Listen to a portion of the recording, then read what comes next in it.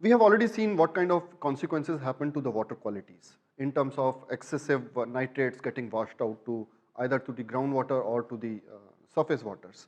But what is more important is that it's not just the qualities which are getting affected, even the volumes, even the flows, they get impacted because of, so not just the quality is affected, but also the quantity, water quantity gets affected.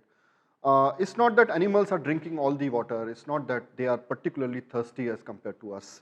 But what happens is, because we are growing feed for them, this feed requires a lot of water. We have to irrigate those lands.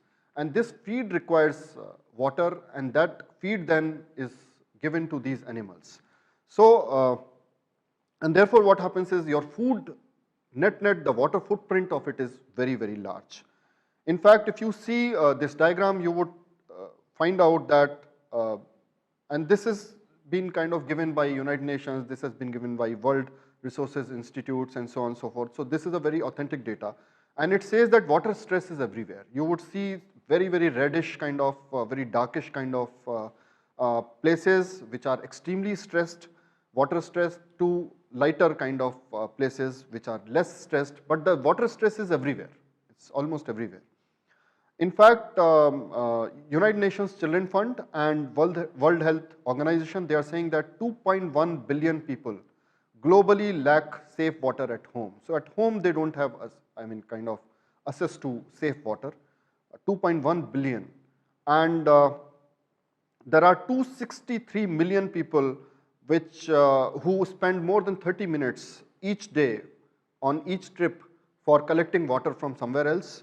There are 159 million people who are drinking water directly from the surface, and most of this water is now polluted.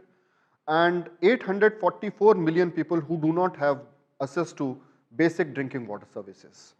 So it's a very large number of people who actually are gravely in need of assured qualities and quantities of water.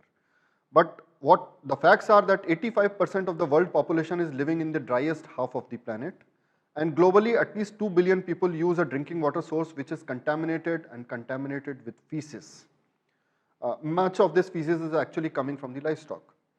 By 2025, half of the world's population will be living in water-stressed areas. So 50% of us would be actually living in water-stressed areas. Around livestock share in the use of fresh water is around 8% in terms of drinking, servicing, and irrigation of feed crops. Another 15% for evapotranspiration losses, and therefore there is a 23% kind of water use with respect to livestock alone. So water is a very stressed and a very sought after